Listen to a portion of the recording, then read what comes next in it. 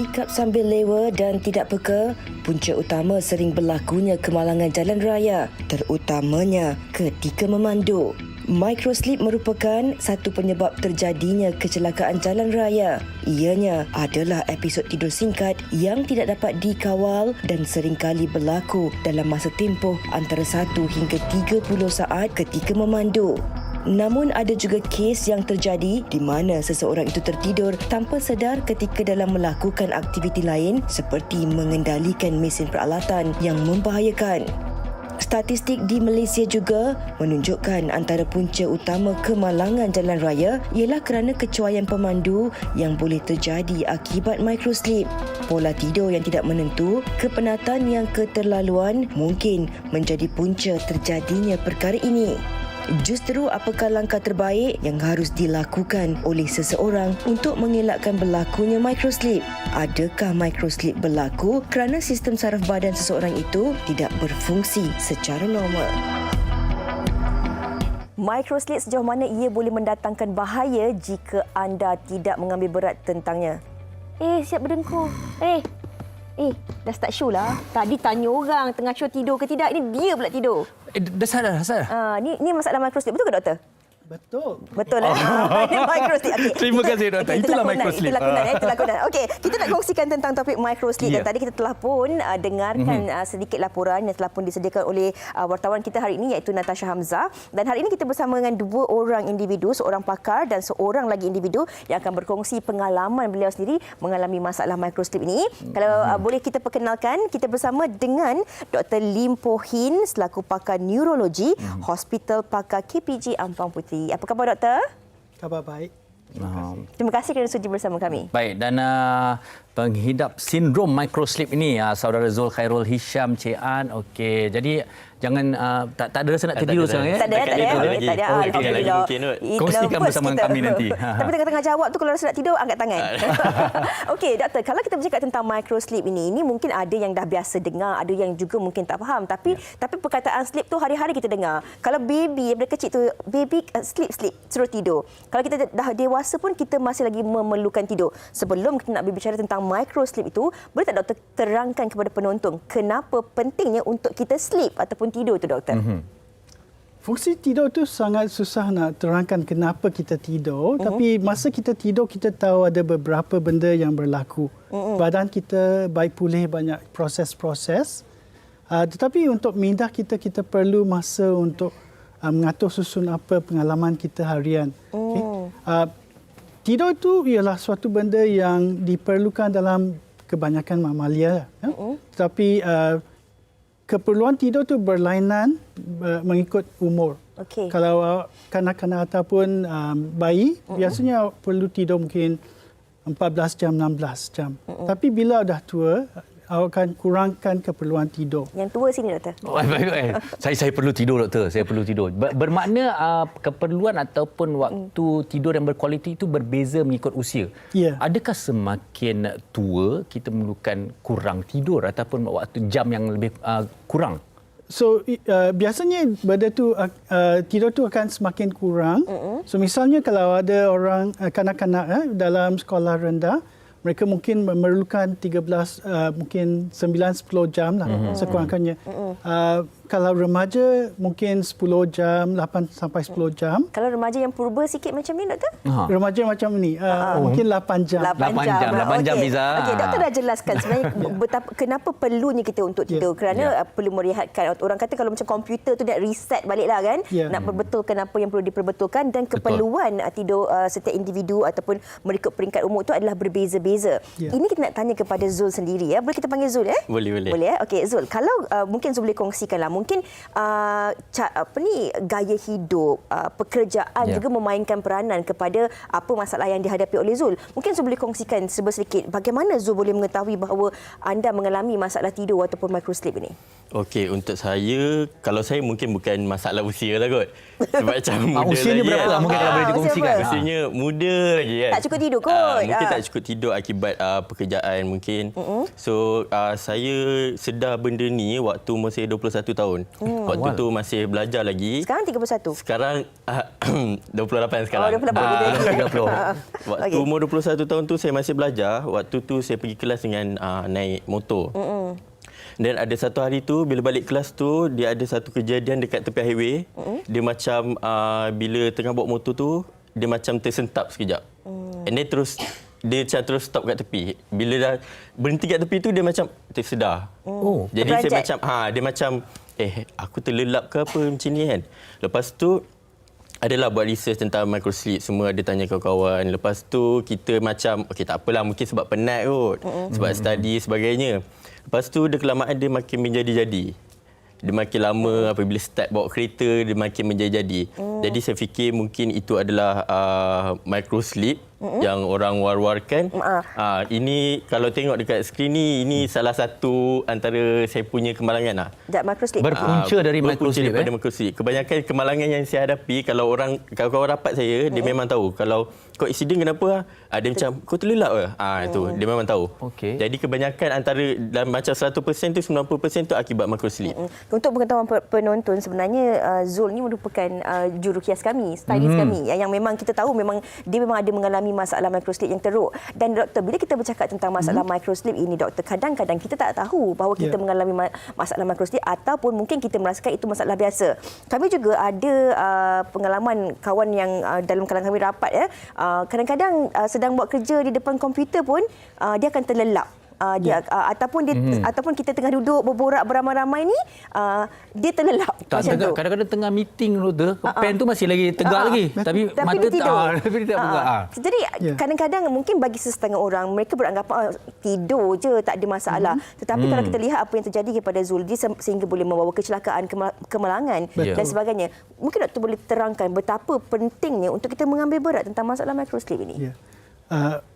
Biasanya kalau saya nak terangkan pasal tidur ni, dia macam contoh awak pergi ke bengkel untuk serviskan kereta.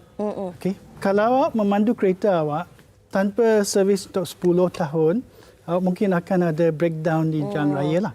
So untuk otak kita, kalau kita tak tidur cukup, otak awak akan ada suatu hutang tidur. Dan awak nak bayar balik bila-bila boleh lah. So misalnya duduk di kelas tengah mendengar cikgu yang sangat mungkin bosan, awak akan tertidur. Okay. Mungkin kerana dia sangat boring ataupun kerana awak tak cukup tidur lah. So Encik Zul, awak tidur berapa jam sebelum kemalangan tu? Boleh saya tanya? Mungkin kalau ingat daripada kejadian-kejadian dia mungkin tak ingat kot, tapi kebanyakannya kehidupan harian dia dalam sehari tu tidur kurang daripada 6 jam lah. Kadang-kadang 4 jam. Dan mungkin berturut jam. Kan, ya? Betul. Penat pun mungkin doktor. Betul. Yeah.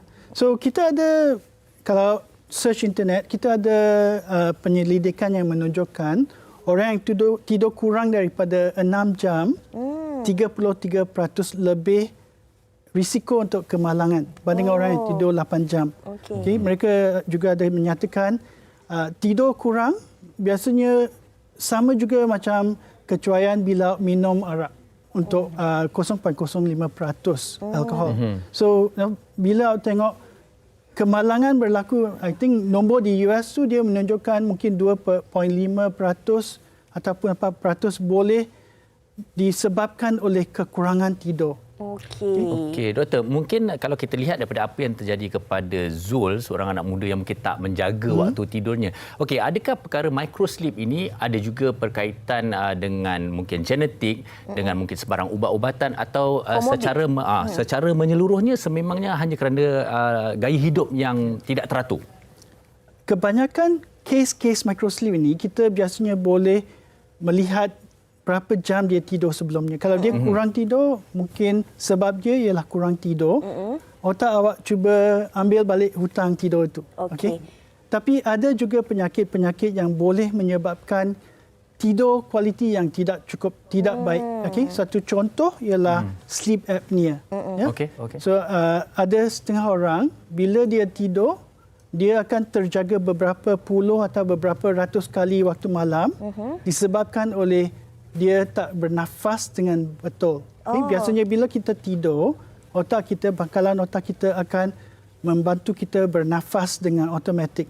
Tapi ada setengah orang bila dia tidur, kalau awak ada obstructive sleep apnea ni, awak ada tisu-tisu misalnya lidah terjatuh ke belakang, dia menutup ruang udara dan awak tidak akan mati. Cuma apa yang berlaku ya, oksigen awak akan turun.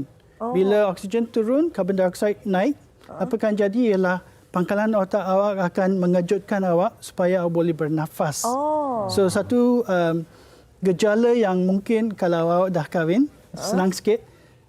Apa yang kita nampak ialah isteri atau awak punya spouse akan nampak awak bernafas, kemudian tiba-tiba berhenti untuk 2-3 saat, kemudian awak tiba-tiba terkejut dan bernafas cepat. Okay? Dan bila awak terkejut, awak tak perasan awak terkejut, terjaga sebab awak tidur balik dengan cepat. Kiranya otak kita menghantar signal kepada badan kita supaya terjaga untuk mencari nafas tu. Itu masalah sleep apnea. Selepas ini kita nak tanya kepada doktor, adakah daripada masalah microsleep ini juga boleh membawa kepada masalah komorbid yang lain? Mungkin boleh menyebabkan kepada masalah jantung ataupun masalah saraf yang lain, dan juga adakah perlu dan power nap itu juga boleh membantu untuk mengelakkan daripada masalah power sleep ni. Tapi microsleep ini. Tapi sebelum tu kita nak dengarkan dahulu pandangan orang ramai tentang topik kita pada hari ini. Kita dengarkan.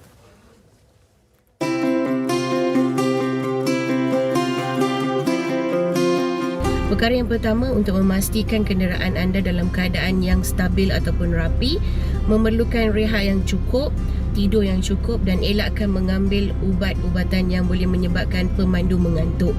Ingatlah orang yang tersayang. Pastikan kita tidur yang mencukupi, rehat yang mencukupi. InsyaAllah kita akan rasa perjalanan kita mudah. Pastikan saya pastikan coklat atau kopi saya akan letak di dalam kereta untuk dalam perjalanan saya tu saya boleh makan untuk menyegarkan dalam membawa kenderaan saya tu dengan selamat. Kalau macam kita tahu yang kita ni jenis yang cepat mengantuk dan kita bolehlah minum kopi dulu ke, bawa gula-gula ke, jangan terlalu sunyi lah. Kadang sunyi ni pun boleh buat kita mengantuk sebenarnya.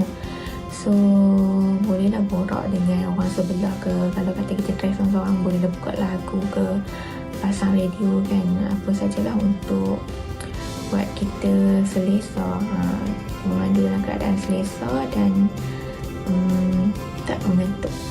Pada pendapat saya, sebelum kita memulakan pemanduan yang jauh, kita perlulah rehat yang secukupnya. Kalau boleh, sebelum kita memulakan pemanduan, kita jangan makan terlalu banyak, sebab bila kita makan banyak, kita rasa kenyang dan kita memandu, ia akan menyebabkan kita mengantuk dan kita akan hilang konsentrasi. Baik, itu antara pendapat mereka di luar sana tentang bahaya microsleep. Tapi saya kira sebenarnya kebanyakannya yang merujuk kepada kemalangan jalan raya, tetapi tak kurang juga dengan kerja-kerja yang berisiko. Sebagai contoh, kalau anda seorang tukang masak dan sebagainya, membiarkan api, microsleep mungkin sesuatu yang lebih mudarat boleh berlaku. Jadi ini perkara yang serius. Betul. Ada juga orang yang bekerja yang menggunakan mesin-mesin yang berbahaya. Kalau masalah microsleep ini mungkin boleh menyebabkan kemalangan-kemalangan yang tidak diingini berlaku. Ini doktor, kita nak tanya tadi, adakah sebenarnya microsleep ini boleh menyebabkan kepada masalah-masalah lain dalam kesihatan badan? Contohnya seperti masalah jantung, masalah saraf, ataupun adakah disebabkan oleh faktor pengambilan ubat dan juga berat badan juga menyebabkan seseorang itu boleh mengalami masalah microsleep yang teruk? Ya. Kalau sekiranya microsleep itu disebabkan oleh sleep apnea, sleep apnea ni ialah satu keadaan yang jangka masa panjang boleh menyebabkan tekanan di sebelah kanan jantung menaik, dan dia boleh menyebabkan kelemahan jantung lah.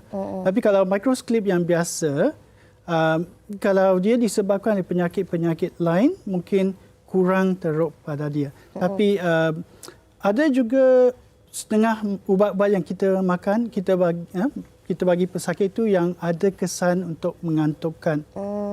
Misalnya ada ramai yang pernah kena kemalangan selepas ambil ubat tidur waktu malam yang sebelumnya lah. Ada juga beberapa jenis ubat yang diberi misalnya ubat alahan yang bila makan akan rasa sangat mengantuk. Oh, okey. Adakah faktor selain daripada faktor gaya hidup tadi, faktor berat badan, adakah itu juga boleh mainkan peranan kepada masalah ini? Ya, ya. Darah tinggi, kencing manis, obesity, kalau berat badan, kalau kita baca balik yang peak weekend, peak week ialah satu karakter dalam saya tak ingat nama dia. Okey, orang itu sangat gemuk dan dia duduk, selepas dia duduk beberapa saat dia akan tertidur. So bila terlampau gemuk dia akan menyebabkan senang tertidur.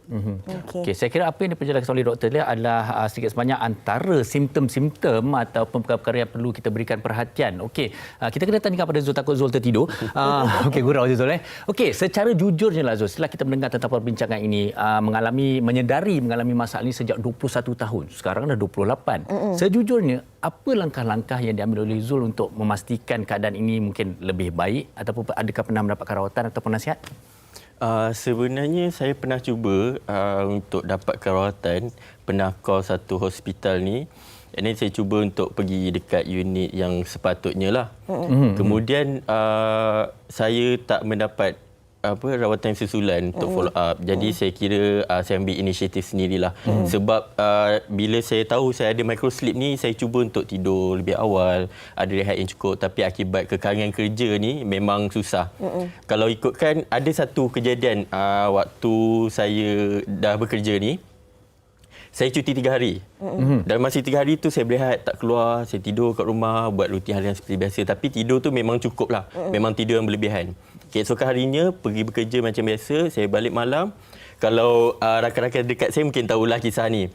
Satu kejadian dekat terowong Pencala. Kalau saya tahu terowong Pencala, saya memang microsleep kat situ. Saya rasa itu ada antara microsleep yang paling lama. Sebab saya masuk terowong tu, macam masuk gelap. And then saya keluar dah cerah dah. Maksudnya saya masuk terowong tu, saya dah sleep, and then saya keluar. Lama kat sebab terowong dia Pencala macam tu panjang tu. Dia macam saya terjaga sebabkan pancaran lampu dekat luar terowong tu, and then saya terjaga. Waktu tu kereta memang dah bukan, dia macam hampir separuh lah. Masuk tu saya terlelap, and then keluar terus. So jadi kat ujung tu memang saya dah tepi-tepi. Bila macam sedar tu terus tapi dia tak total loss lah. Nasib baik tak dia memang betul-betul dekat tepi padang jalan tu. Saya rasa tu yang paling teruk lah. Okey, baik doktor, untuk mereka yang mungkin mengalami sindrom microsleep seperti ini, apakah yang mungkin kita boleh bantu mereka dari segi ubat-ubatan atau sebarang perubahan yang mereka boleh lakukan, ataupun mungkin ada bantuan daripada alatan-alatan yang boleh membantu masalah ni? Rawatannya doktor. Untuk Encik Zul, saya rasa awak kena tahu apa gejala microsleep ini. So setengah daripada salah satu ialah awak mula mengantuk tu, mata mula kelip perlahan. Rasa macam mengantuk. Berat ya doktor, itu berat betul. Kemudian ada kalanya awak terjaga tu awak di tempat yang berlainan. Awak nampak tiba-tiba bukan keadaan yang sama. Okey, so maknanya mungkin kereta awak sudah ke tepi. So itu ialah satu tanda. So awak dah tahu sekarang ni. Okey. Selain daripada microsleep, awak kena tahu bahawa benda yang menyebabkan awak tiba-tiba tersedar, bukan baru saja tersedar, tapi macam ada satu tempoh awak tak sedar. Ada kalanya awak kena pastikan bukan sawan. Sebab awak boleh ada sawan tanpa pergerakan. Ada orang yang misalnya yang absence seizure, yang primary generalized seizure, dia tu boleh tak sedar diri beberapa saat, tanpa hilang kedudukan dia. So misalnya yang absence seizure ni, dia ada kalanya dia boleh termenung, kemudian tiba-tiba dia start balik. Apnea seizure. Absence seizure. Absence seizure. So yang ini biasanya dalam kanak-kanak lah. Tapi ada orang yang tidak ada sawan yang boleh nampak, tapi dia boleh kena sawan juga. So kesemuanya kita boleh melihat dengan biasanya kita ada satu ujian kita panggil polysomnografi, Okey. di mana kita pasang EEG, ECG, oxygen meter, dan awak diperhatikan di bawah jagaan seorang technician satu malam. Okey. So bila awak pasang EEG tu, kita boleh mengesan bila awak sedar diri dan bila awak tidur. Okey. Kalau kita nampak awak sedar diri dan tidur berkaitan dengan oksigen jatuh, benda tu menyatakan awak ada sleep apnea lah. Okey. Tapi kalau benda ni menunjukkan yang sleep apnea ni, polysomnogram ni menunjukkan sawan, Okey. Ya. kemungkinan benda ini ialah sawan bukan kerana Doktor. tidur. Maaf Doktor mencela. Secara ringkasnya dari segi rawatan, dari segi alatan dari Ya. bantuan tidur ini. Okey. So yang untuk micro sleep awak kena tidur cukup-cukup lah. Tapi kalau awak tidur cukup-cukup macam 3 hari itu, tapi awak tiba-tiba tertidur, ada kemungkinan awak ada sleep apnea dan yang ini boleh dibuktikan dengan polysomnogram. Okey. Okey. Kalau ini berlaku, kita ada 2 jenis sleep apnea. Yang sleep apnea obstruktif itu ialah bila mungkin lidah awak menutup ruang udara, awak terjaga sebab oksigen jatuh. Tapi ada juga yang central sleep apnea di mana pangkalan otak tidak hantar signal isyarat kepada paru-paru untuk bernafas. Yang itu lebih serius. Ya. So peralatan yang kita biasa pakai yang CPAP itu ialah satu cara mesin membantu kita meniup ke dalam mulut kita supaya kita boleh membuka ruang udara. Okey, ini seperti yang ditunjukkan di kaca TV, Doktor. Tapi untuk mendapatkan semua rawatan-rawatan ini, pastinya kita perlu berjumpa dengan doktor, membuat diagnosis dan kemudiannya mendapatkan rawatan daripada mereka yang pakar. Okey. Selain daripada itu, ada orang yang ada narkolepsi ni adalah satu keadaan yang orang sentiasa nak tidur. Ada juga ubat, misalnya modafinil. Okay? So tetapi yang itu kita biasanya kena buat diagnosis dengan polysomnograf juga. Itu di bawah preskripsi doktor. Saya takut orang cari pula nanti kan. Okey, baik kepada Zul juga terima kasih kerana bersama dengan kita pada hari ini. Jadi saya kenalkan ni Dr. Lim. Zul boleh jumpa Dr. Lim untuk membuat pemeriksaan. Okey, baik. Dr. Lim di KPJ Ampang Puteri Bolehlah bertukar-tukar nombor lepas ni. Okey. Alright, kita nak berehat dahulu seketika. Terima kasih sekali lagi Dr. Lim dan juga Zul di atas perkongsian itu tadi, dan saya kira anda penonton yang mungkin ada dalam kalangan ahli keluarga anda, sahabat anda maupun pasangan anda ataupun diri anda sendiri yang mengalami masalah microsleep ini, jangan ambil mudah kerana seperti apa yang telah dikongsikan oleh doktor tadi, ia juga mungkin boleh membawa kepada masalah lain yang tidak diingini. Jadi kita nak berehat dahulu seketika. Semoga perkongsian ini membawa manfaat. Kita teruskan di Wanita Hari Ini selepas ini. Ada demonstrasi DIY. Kita berehat seketika. Wanita Hari Ini.